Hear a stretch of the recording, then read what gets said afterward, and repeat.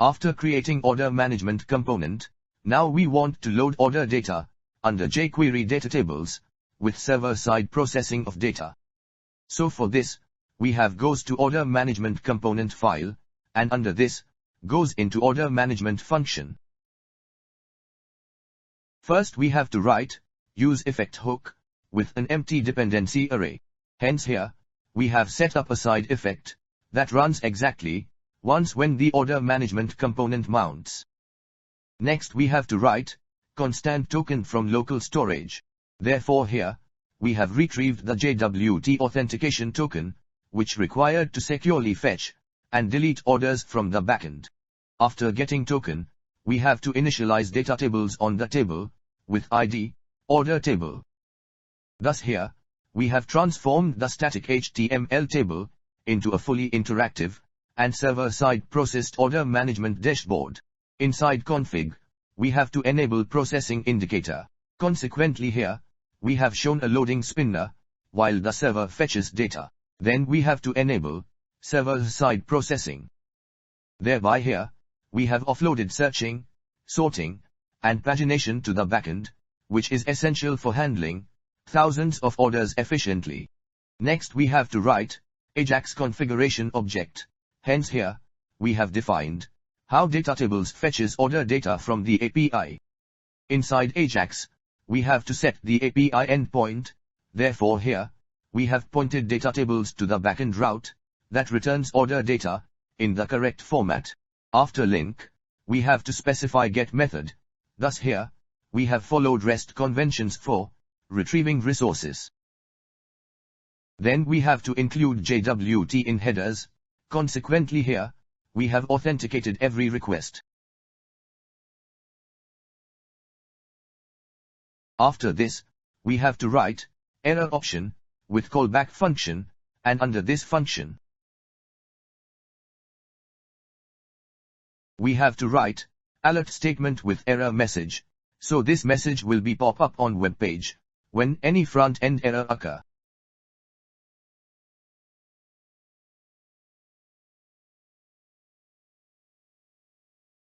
Next we have to define the 5 columns of the order table.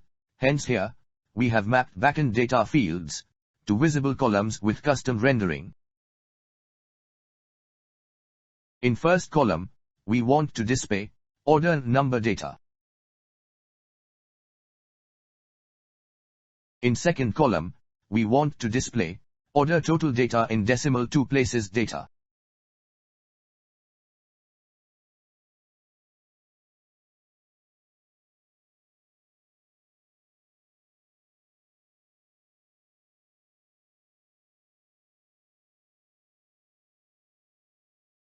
In third column, we want to display user name data.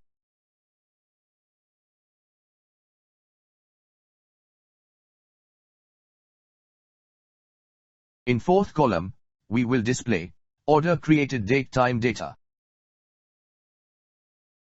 And in last column, we want to display view order details button and delete button. So here, we have to write data key with null as value. After this, we have to write render option with callback function with 3 parameter like data, type and row.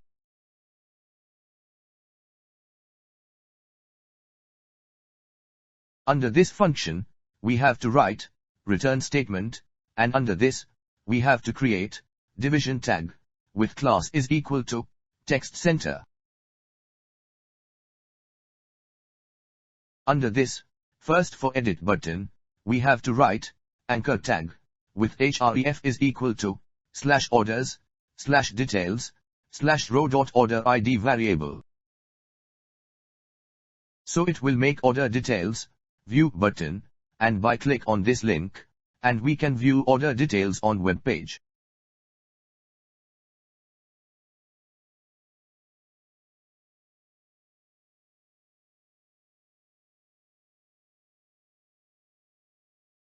After this for delete button, we have to write button tag with type is equal to button. After this, we have to write class attribute is equal to bootstrap danger button class and button delete class. Next, we have to write, data ID attribute is equal to row.orderID variable, so it will make delete button, and by click on button, we can able to delete order data. So here, our jQuery code is ready. Now we have moved to write, backend code for fetch order data, and load into jQuery DataTables. So we have goes into backend directory, and goes into routes directory, and here, we have create new file, with name like, order.js file. First we have to write, constant express equal to, require express module. Hence here, we have imported the Express framework to build a robust, and secure REST API for order management. Next we have to create, a new Express router instance. Therefore here, we have organized all order-related endpoints in a clean, modular file. After this, we have to import MySQL to /promise. Thus here, we have enabled async or await database queries, which making code readable, and efficient. Then we have to bring in express-validator tools. Consequently here, we have prepared to validate, and sanitize DataTables query parameters. Next we have to import JSON web token. Thereby here we have enabled JWT authentication, via the authenticate token middleware. And this middleware, we have already make in previous product routes. So we have goes into this file, and here, we can see that, this middleware, so we have copy it. And then after, we have goes into order routes file, and paste here, which we will use for check, user is login or not. After this, we have to import the shared database connection pool. Hence here, we have reused a secure, performant MySQL connection across the entire backend. Now we have to define the main get route, with authenticate token middleware, and validation array. Thus here, we have secured the endpoint, which only logged in users can view orders. Inside validation, we have to validate DataTables draw counter. Consequently here, we have ensured, it must be a valid integer.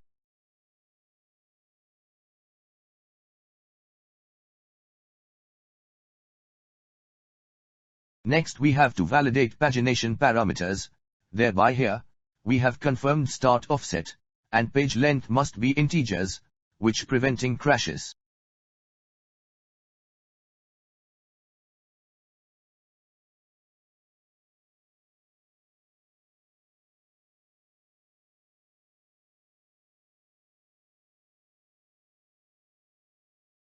After this, we have to allow search term as string. Hence here, we have enabled safe text, which searching across order fields. Then we have to validate sorting column index and direction. Therefore here, we have restricted sort direction to only ascending, or descending, which blocking SQL injection attempts.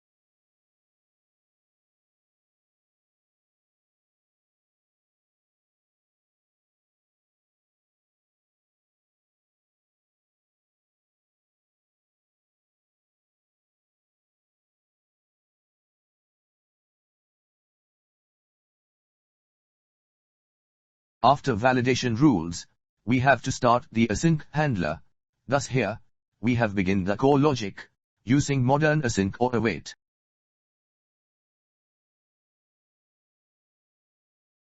Under this, first we have to write, constant errors variable is equal to, validation result function, with request parameter. So if any validation error occur, then all error will be stored, under this errors variable. Now we have to write, if statement, and under condition, we have to write, not operator with errors dot is empty function, so if there is any validation error, then it will execute, if block of code. Under this, we have to write, return statement, with response dot status function, with 400 status code, with JSON function. And under this function, we have to write, errors key, with errors dot array function, so it will send errors to front-end side. After this, we have to write, constant columns variable is equal to, define column v which we want to fetch from orders table.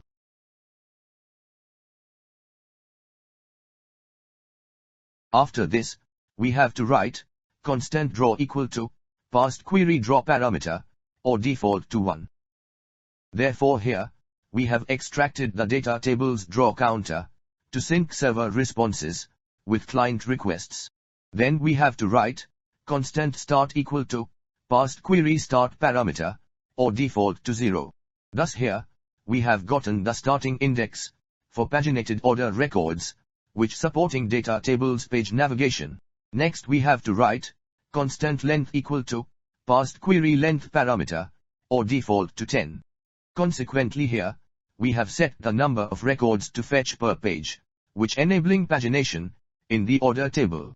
After this, we have to write constant search value equal to query search value, or empty string. Thereby here, we have extracted the search term for filtering order number, user name, order total column data. Then we have to write constant order column equal to passed order column index, or default to 0. Hence here, we have gotten the column index for sorting, and mapping to the columns array for dynamic SQL sorting.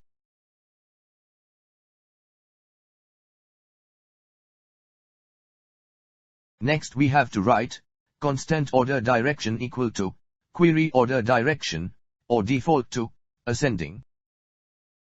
Therefore here, we have set the sorting direction like ascending or descending order for the selected column. After this, we have to write constant order equal to columns array at order column index. Thus here, we have mapped the data tables column index to the actual database column name, like order ID, for the SQL order by clause.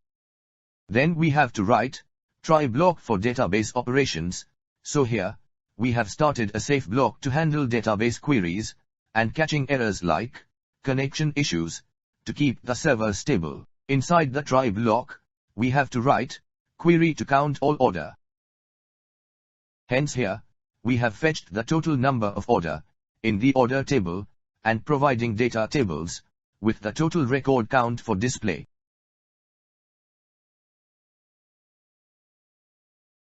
After this, we have to write let filter query with base SQL query, which joining order and user tables. Thus here, we have initialized a query to count filtered products with a left join to include user name, which starting with an always true condition for safely adding search conditions. Then we have to write constant filter params as empty array, so here, we have created an array to hold parameterized values for the filtered query, which preventing SQL injection. Next we have to write if condition, which checking if search value exists. Thereby here, we have checked that if a search term was provided to filter order by order name, user name, or order total. Inside the if block, we have to write filter query concatenation with search conditions. Hence here, we have added SQL-like conditions to filter order across multiple fields, using placeholders for security. After this, we have to write filter params push method with wildcard wrapped search value for each field.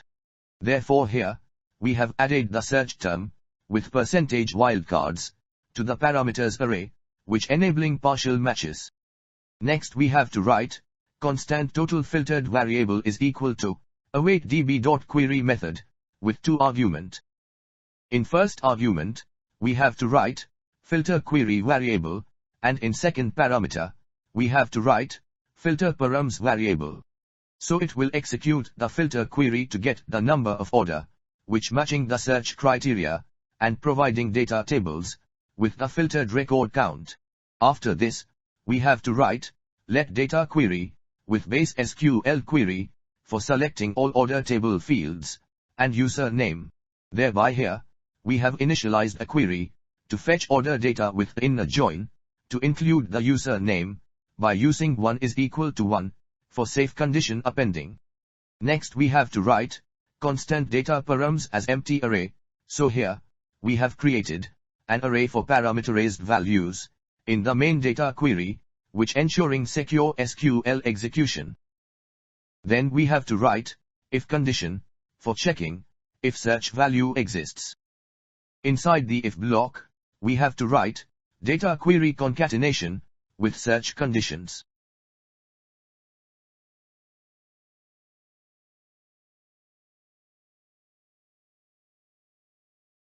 Thus here, we have added the same like conditions as the filtered count to ensure consistent filtering across queries.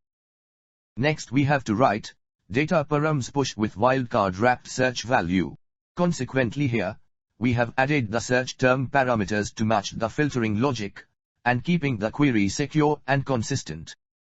After this, we have to write data query concatenation with order by and limit clauses. Thereby here, we have added dynamic sorting by the chosen column, and direction, plus pagination limits, to fetch the correct slice of product data. Then we have to write data params push method, with start and length values.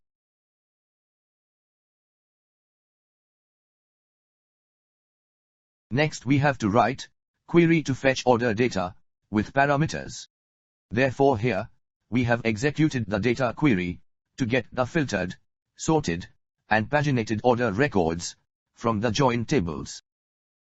After this, we have to write response.json method, and under this, we have to write draw variable. Next we have to write recordsFiltered key, and in value, we have to write total filtered variable.